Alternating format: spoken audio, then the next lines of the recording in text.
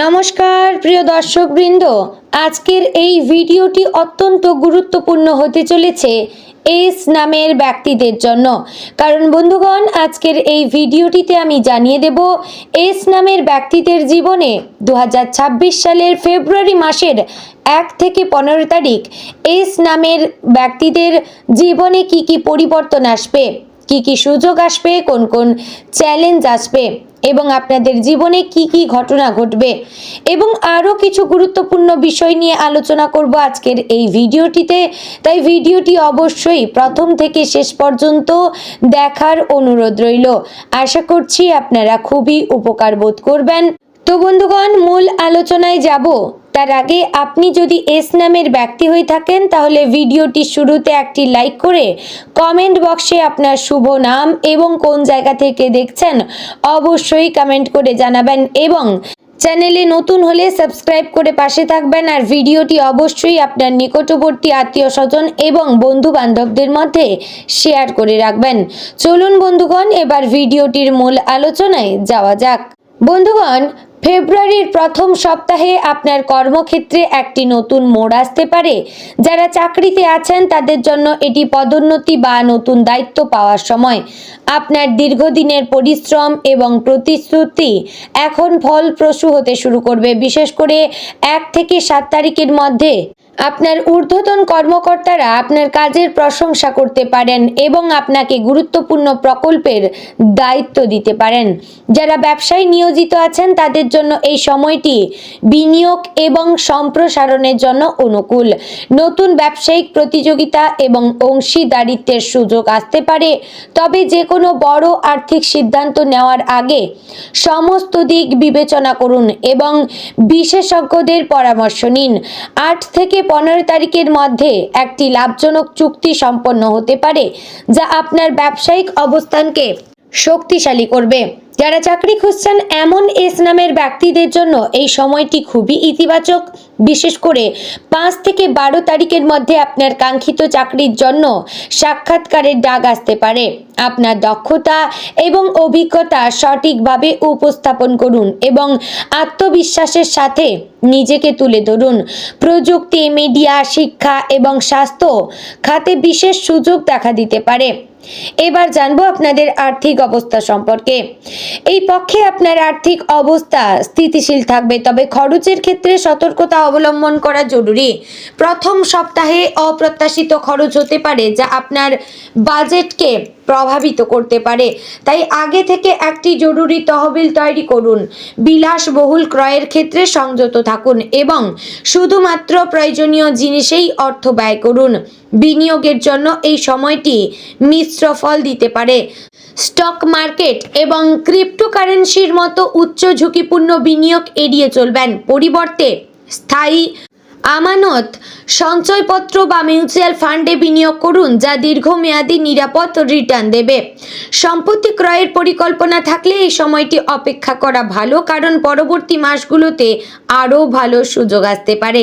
যদি আপনার কোনো ঋণ থাকে তাহলে তা পরিশোধের জন্য একটি পরিকল্পনা তৈরি করুন। 10 থেকে 15 তারিখের মধ্যে অতিরিক্ত আয়ের সুযোগ আসতে পারে যা আপনি ঋণ পরিশোধে ব্যবহার করতে পারেন। ক্রেডিট কার্ডের অতিরিক্ত ব্যবহার থেকে বিরত থাকবেন এবং নগদ লেনদেনকে অগ্রাধিকার দিন। এবার জানবো পারিবারিক জীবন সম্পর্কে।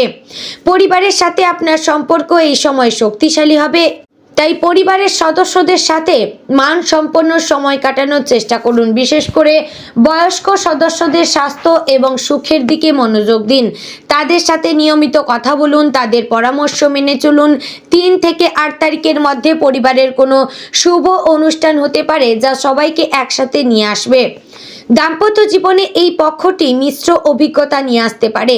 যোগাযোগের অভাবে ছোটখাটো মতবিরোধ হতে পারে, তাই আপনার সঙ্গীর সাথে খোলামেলা কথা বলুন এবং তাদের অনুভূতি বোঝার চেষ্টা করবেন।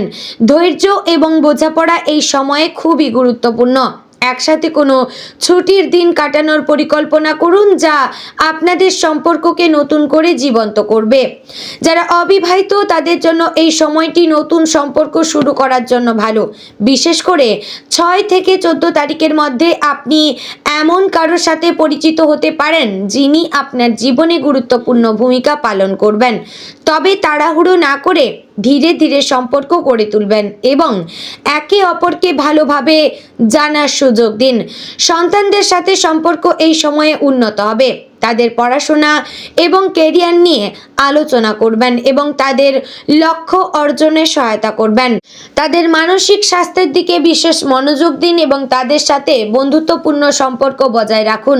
তাদের শখ এবং আগ্রহকে উৎসাহিত করুন। এবার জানবো আপনাদের স্বাস্থ্যগত দিক কেমন যাবে।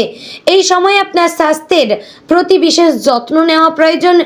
ঋতু পরিবর্তনের কারণে সর্দি, কাশি এবং জ্বরের মতো সমস্যা দেখা দিতে পারে, তাই পর্যাপ্ত বিশ্রাম নিন, স্বাস্থ্যকর খাবার খান এবং নিয়মিত ব্যায়াম করুন।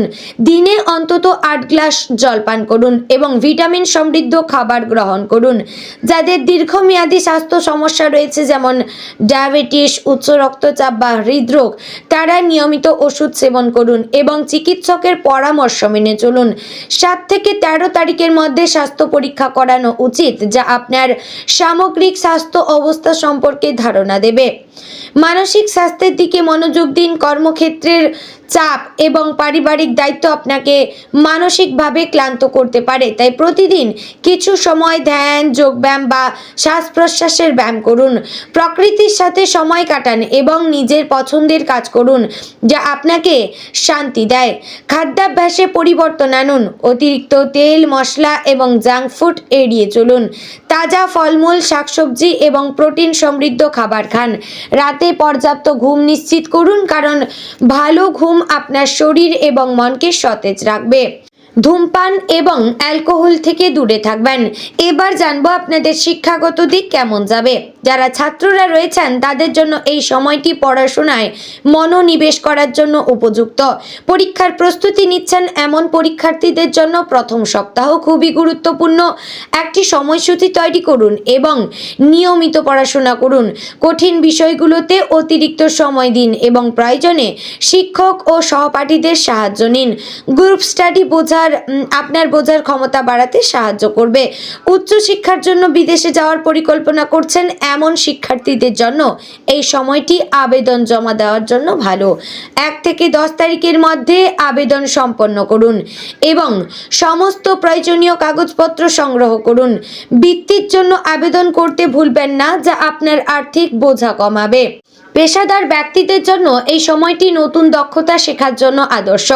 অনলাইন কোর্স, ওয়ার্কশপ বা সেমিনারে অংশগ্রহণ করুন যা আপনার কেরিয়ার উন্নতিতে সাহায্য করবে।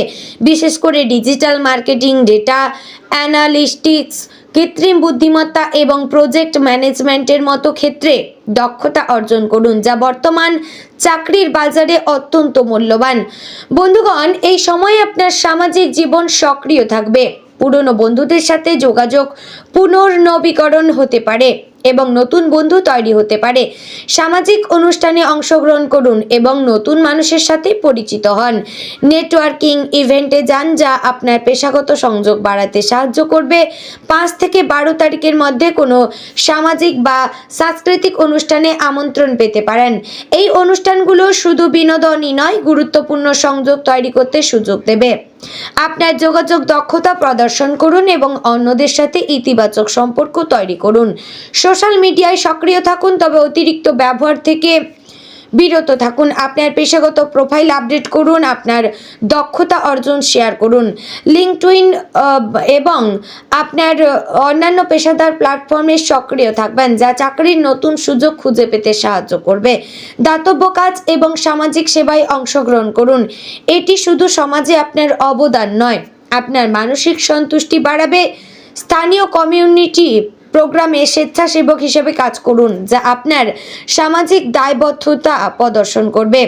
প্রেম সম্পর্কে থাকা এস নামের ব্যক্তিদের জন্য এই সময়টি মিষ্টি এবং রোমান্টিক হবে।